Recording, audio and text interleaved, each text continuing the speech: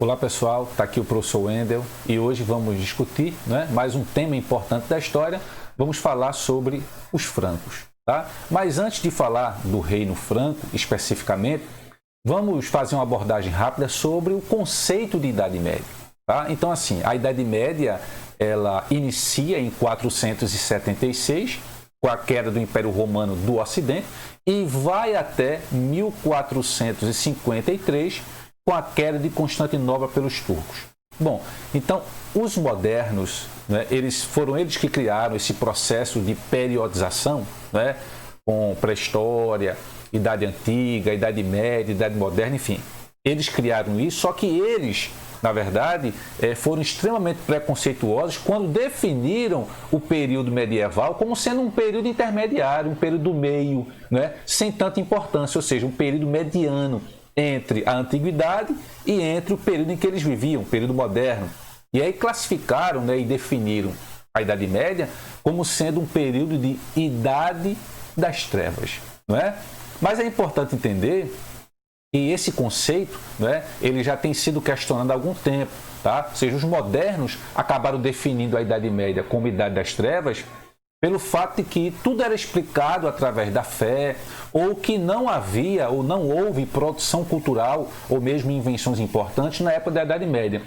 O que os historiadores já vêm desconstruindo essa ideia já há muito tempo de que a Idade Média seja de fato uma Idade das Trevas. Não é bem assim, tá? Na verdade, foi na Idade Média que nós tivemos a invenção das primeiras universidades, invenções importantes como o óculos, o livro, a imprensa, tá? O vidro das janelas, por exemplo, também foi uma invenção da Idade Média. Então, assim, é conceitualmente errado a gente definir a Idade Média como sendo Idade das Trevas. Tá? Na verdade, durante a Idade Média houve muita produção cultural. Sabemos que esse período ele foi dominado pela Igreja. É bem verdade que muitas coisas eram explicadas através da fé. Mas isso não descaracteriza ou não coloca a Idade Média como sendo um período de trevas. Na verdade, isso foi mais uma forma preconceituosa dos modernos definirem o período anterior, o período que foi, de maneira muito clara, dominado pela Igreja. Tá? Mas aí a gente traz essa nova roupagem, essa nova abordagem de que, de fato, a Idade Média foi um período de muita produção cultural. O que falar dos monges copistas, ou seja, boa parte da produção clássica que nós temos ainda hoje, os filósofos clássicos, isso é uma contribuição medieval com os monges copistas que passavam horas e horas nas bibliotecas, fazendo a reprodução de obras importantíssimas e que temos acesso a ela hoje graças a esse período medieval. Então, fica claro aí que não foi o período medieval um período de trevas. Bom, e aí falando agora especificamente sobre os francos, é importante a gente ver que a dinastia, os francos, eles começam com Clovis. É o primeiro rei da dinastia merovingia. Na verdade, a dinastia tem esse nome em referência a um ancestral, Meroveu, tá? E Clovis ele inicia a sua jornada como rei franco em 496, E aí assim, na verdade, 496 é um marco importante porque é o ano que Clovis ele se converte ao cristianismo, tá? Então assim, na verdade, a conversão de Clovis ao cristianismo é bem interessante. Clovis ele estava numa batalha, a batalha de Tolbiac, e os homens de Clovis, o exército de Clovis estava perecendo, estava sendo dominado, muitas mortes, e era quase que improvável Clovis ele vencer essa batalha. Clovis ele era casado com Clotilde, que era cristã. Então o que é que Clovis faz? Ele faz uma espécie de negociação com Deus. Ele faz uma oração pedindo a Deus pedindo a Jesus, o Deus da sua esposa, que o salvasse, que fizesse ele vencer. E que se isso ocorresse, Clovis ele se converteria ao cristianismo. De maneira milagrosa, Clovis acaba dando uma reviravolta na batalha e consegue vencer os alamanos, não é? E aí, como ele tinha colocado como condição vencer a batalha para se tornar cristão, como ele vence, não é, a batalha que parecia bem improvável, não é, a vitória, Clovis acaba se convertendo ao cristianismo. E é essa conversão ao cristianismo, de certa forma, que vai estabelecer uma força muito grande, tá, aos francos. E aí Clovis inicia uma série de conquistas, né? Conquista e unifica a Gália, por exemplo, tá? E Clovis vai começando a criar uma política, uma burocracia de distribuição de terras, né, entre o clero e a nobreza. Então, assim, essa distribuição de terras ao clero e à nobreza, obviamente, era para ter duas forças políticas importantes ao seu lado. De um lado, ele tinha a igreja, né, lhe dando suporte religioso e também suporte ideológico, além de ser uma instituição extremamente importante. E do outro lado, você tem a elite, né, a nobreza. Então, quando Clovis ele distribui terras, né, a esses dois grupos, ao clero e à elite, ele passa a ter, de certa forma, uma estabilização no seu governo. Porém, os sucessores de Clovis não foram tão firmes quanto Clovis, né? É tanto que os sucessores de Clovis são chamados de reis indolentes, exatamente porque eram reis que estavam preocupados, né, mais com a caçada, estavam mais preocupados com torneios de esgrima e menos em administrar o império. E aí, nesse período em que há uma espécie de fragmentação do poder, em que os reis, né, não têm total controle, quem passa a ter a função praticamente de chefe de governo são os prefeitos do palácio ou o mordomo do paço. Era uma espécie de primeiro-ministro, era ele que governava. Então os reis, né, após Clovis, eles começam a enfraquecer, começam a ter menos poder, são esses reis, os reis indolentes, né? E aí quem passa a ter mais força é exatamente o prefeito do palácio, que exerce mais ou menos uma função de primeiro-ministro. E aí o destaque mais importante desse prefeito do palácio foi Carlos Martel.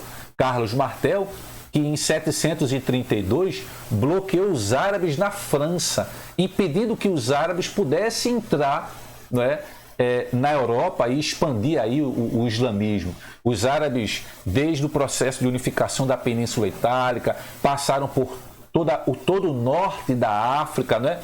Entraram na Península Ibérica e quando quiseram entrar na Europa Central, coube a Carlos Martel bloquear isso, né? Na famosa Batalha de Poitiers, em 732, né? Nos Pirineus. Então, é um fato extremamente importante porque impediu o domínio, né, dos muçulmanos na parte central da Europa. Bom, porém, Carlos Martel, ele não era descendente, não tinha linhagem real e, portanto, não poderia ser rei.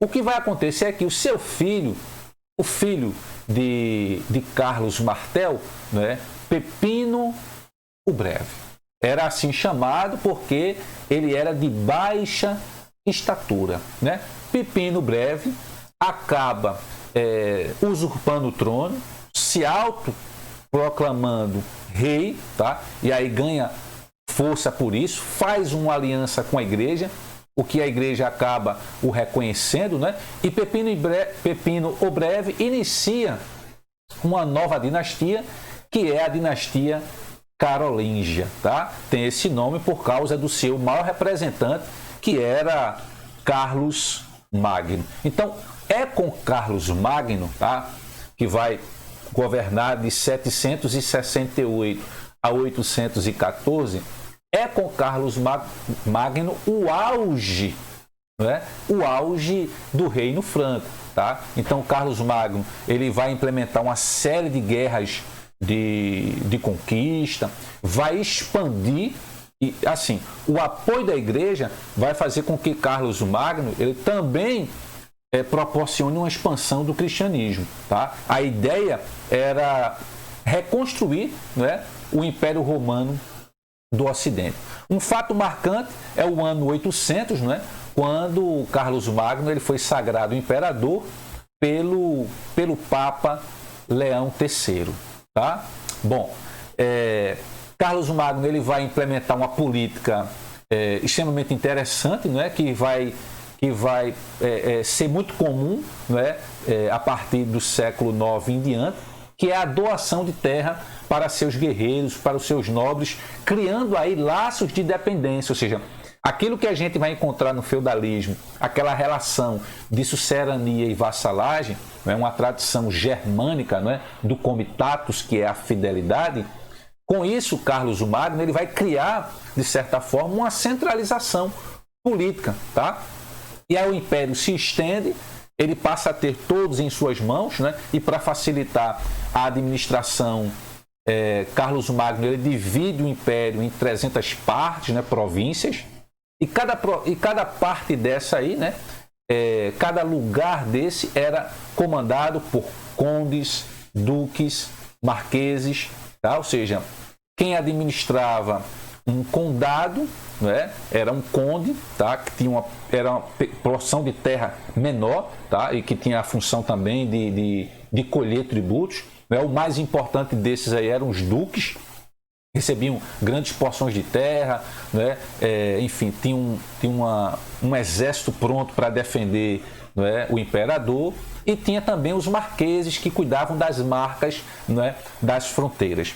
O império de Carlos Magno ele se estende, né, de maneira muito rápida, e aí como fazer, já que ele de certa maneira distribuiu o poder entre a nobreza, como fazer para que cada nobre desse realmente esteja obedecendo às suas ordens. Então ele cria uma aristocracia para assessorar, né, essa administração, que são os missi dominici, que na verdade eram fiscais imperiais, né, ou seja, os enviados do Senhor, que tinham a função básica de verificar, né, se esses nobres eles estavam cumprindo as leis determinadas por Carlos Magno, né? Ou seja, eles verificavam, os missi dominici, eles verificavam a aplicação das capitulares, né? Das leis capitulares, que nada mais era do que documentos escritos, né? Contendo ordens e comunicados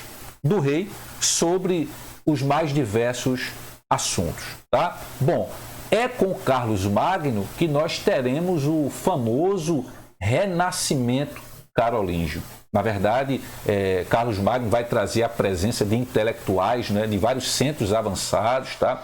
Vai abrir escolas em conventos, em catedrais e no próprio Palácio Real, né? A escola que ele abriu no Palácio ficou conhecida como a Escola Palatina, né? Era uma escola importante que preparava os filhos da nobreza para assumirem, né, a administração do reino. Então lá aprendiam latim, religião, gramática, aritmética, música, geometria. Então realmente foi bastante importante, tá?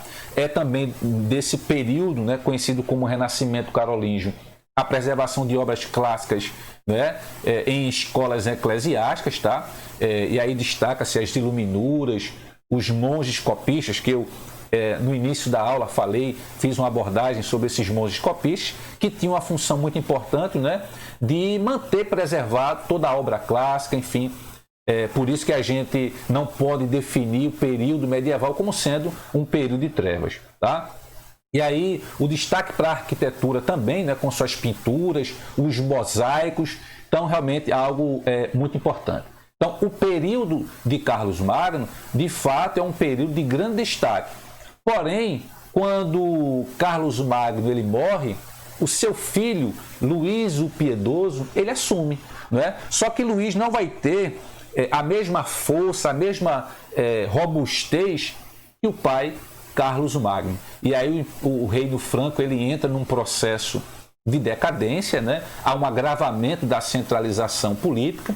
E aí, após a morte de Luís o Piedoso, né, inicia uma série de disputas pela sucessão, pelo controle do trono, tá? E aí o império ele acaba sendo disputado pelos seus filhos, né, os filhos de Luís, né, os seus 3 filhos, e que essa disputa pelo poder ela só é resolvida quando é assinado em 843 o Tratado de Verdun, tá? Que foi a divisão do Império entre os 3 filhos de Luís. E aí o Ocidente ficou com Carlos o Calvo, que hoje é a atual França, tá?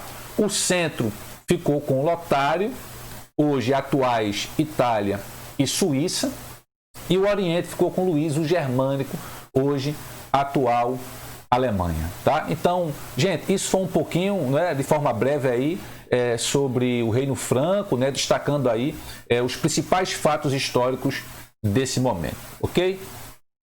Nos acompanhe aí pelo nosso canal. Até a próxima.